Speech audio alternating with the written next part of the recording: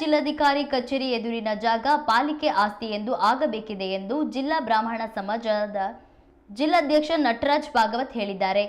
ಜಿಲ್ಲಾಧಿಕಾರಿಗಳ ಕಚೇರಿ ಎದುರಿನ ಮೈದಾನವೆಂದು ಪಾಲಿಕೆಯ ಸಿಡಿಪಿ ಪ್ಲಾನ್ನಲ್ಲಿದೆ. 6.2 ಮೀಟರ್ ಮತ್ತು 2.1 ಮೀಟರ್ ಸುತ್ತಳತೆಯ ಕಟ್ಟಡವಿದೆ. 2014ರಲ್ಲಿ ಸುನ್ನೆಗೆ ಸೇರುತ್ತದೆ ಎಂದು ಪಾಲಿಕೆಗೆ ಮನವಿ ಕೊಡಲಾಗಿದೆ. ಹೈಕೋರ್ಟ್ನಲ್ಲಿ ವಿಚಾರಣೆಗೆ ಮುಗಿದಿದೆ. ತೀರ್ಪು ಬಾಕಿ ಇದ್ದು ಶಿವಮೊಗ್ಗ ಮಹಾನಗರ ಪಾಲಿಕೆಯ ಪರ ಬರುವ ವಿಶ್ವಾಸವಿದೆ ಎಂದು ಅವರು ಹೇಳಿದರು.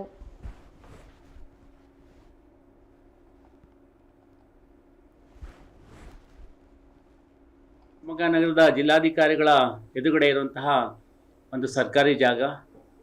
ಅನೇಕ ವರ್ಷಗಳ ಕಾಲ ಅದನ್ನು ಆಟದ ಮೈದಾನ ಅಂಥೇಳಿ ಎಲ್ಲರೂ ಬಳಸ್ತಾ ಇದ್ದಂಥದ್ದು.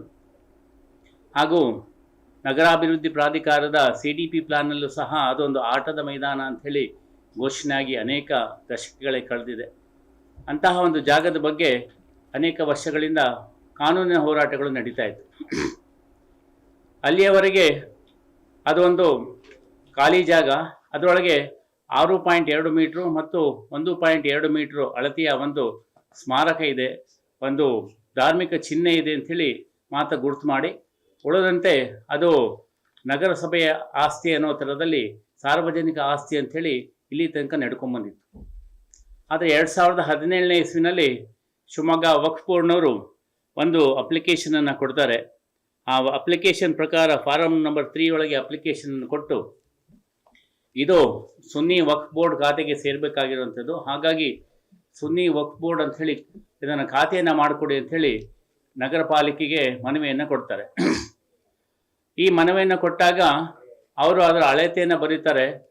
ಅಲ್ಲಿ ಸುಮಾರು ಹತ್ತತ್ರ 39,000 ಅಡಿ ಅಳತೆ ಇರುವಂತಹ ಒಂದು ಮೆಷರ್ಮೆಂಟನ್ನು ಅವ್ರು ಕೊಡ್ತಾರೆ.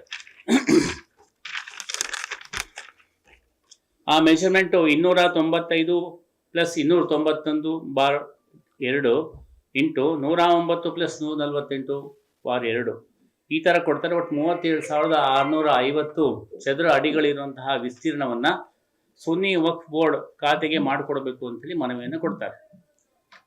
ಆದರೆ ಅಲ್ಲಿಯವರೆಗೆ ನಗರಸಭೆ ಅಥವಾ ನಗರ ಪಾಲಿಕೆಯ ಒಂದು ಆಸ್ತಿ ವ್ಯವಸ್ಥೆಯಲ್ಲಿ ಕೇವಲ ಅದು ಸಾರ್ವಜನಿಕ ಜಾಗ, ಮುಸಲ್ಮಾನರು ನಮಾಜ್ ಮಾಡುವ ಸ್ಥಳ ಅಂತ ಮಾತ್ರ ಇದ್ದು, ಆ ಒಂದು ಏನು ಅವರ ಧಾರ್ಮಿಕ ಚಿಹ್ನೆ ಇದೆ ಅದರ ಅಳತೆ 6.2 ಮೀಟರ್ ಇಂಟು 1.2 ಮೀಟರ್ ಅಂತ ಹೇಳಿ ಮಾತ್ರ ನಿಗದಿಪಡಿಸಿ ದಾಖಲೆಗಳಲ್ಲಿ ಇರುತ್ತೆ. ಆ ದಾಖಲೆ ನಿರಂತರವಾಗಿ ನಡ್ಕೊಂಡ್ಬಂದಿರುತ್ತೆ. ಆ ದಾಖಲೆ 1974ನೇ ಇಸ್ವಿನಲ್ಲಿ ಇವತ್ತು ಇವರೇನು ಹೇಳ್ತಾ ಇದ್ದಾರೆ 295 + 291/2 ಇಂಟು 109 + 148/2 ಈ ದಾಖಲೆಯನ್ನು 1974ನೇ ಇಸ್ವಿನಲ್ಲಿ ಎಂಟ್ರಾಗುತ್ತೆ. ಅದಕ್ಕೆ ಮುಂಚೆನೂ ಸಹ ಯಾವುದೇ ಅಳತೆ ಇರಲಿಲ್ಲ. ಅದರ ನಂತರದಲ್ಲಿ ಈ ಅಳತೆ ಕಂಟಿನ್ಯೂ ಆಗೋದಿಲ್ಲ.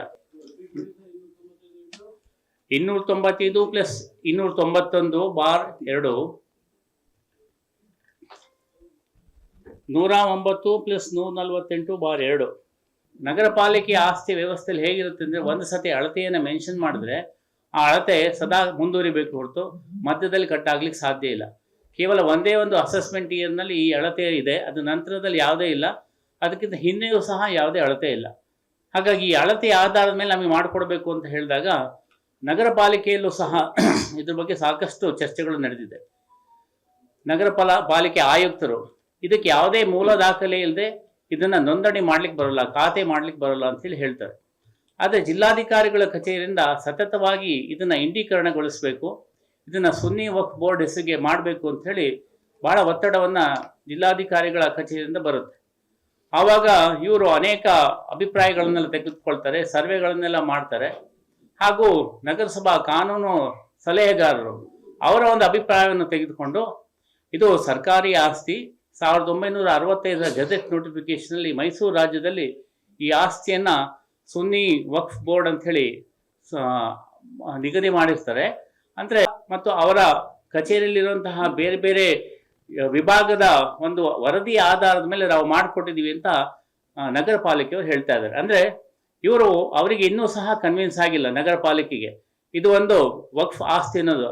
ಆದರೆ ಮೇಲ್ಗಡೆಯ ಒತ್ತಡದ ಕಾರಣಕ್ಕಾಗಿ ಇವರು ಈ ರೀತಿ ಇಂಡೀಕರಿಸ್ಬಿಟ್ಟು ಕೊಟ್ಟಿದ್ದಾರೆ. ಈಗ ಯಾವುದೇ ಡಾಕ್ಯುಮೆಂಟಲ್ಲೂ ಅವರು ಅದಿಷ್ಟು ಸುದೀರ್ಘವಾಗಿರುವಂತಹ ಶರವನ್ನು ಬರೆದು ಇದು ಈ ರೀತಿಯ ಬೇರೆ ಬೇರೆ ಕಾರಣಕ್ಕಾಗಿ ನಾವು ಮಾಡಿಕೊಟ್ಟಿದ್ದೀವಿ ಅನ್ನೋ ರೀತಿಯಲ್ಲಿ ಅವ್ರ ಮನವಿಯನ್ನು ಬಲ್ಲಿದ್ದಾರೆ. ಈ ರೀತಿ ಒಂದು ಆರ್ಡರ್ ಮಾಡಿದಂತಹ ಸಂದರ್ಭದಲ್ಲಿ 2019ನೇ ಇಸ್ವಿನಲ್ಲಿ ನಾವು ಈ ಆರ್ಡರ್ ವಿರುದ್ಧ ನಗರ ಕಮಿಷನರಿಗೆ, ನಗರ ಪಾಲಿಕಾ ಆಯುಕ್ತರಿಗೆ ಸೆಕ್ಷನ್ 114(a) ಒಳಗೆ ಇದನ್ನು ಪುನರ್ ಪರಿಶೀಲನೆ ಮಾಡಬೇಕು ಅಂತ ಹೇಳಿ ಮನವಿಯನ್ನು ಕೊಡ್ತೀವಿ. ನಗರ ಪಾಲಿಕಾ ಆಯುಕ್ತರಿಗೆ ಇದೊಂದು ಅಧಿಕಾರ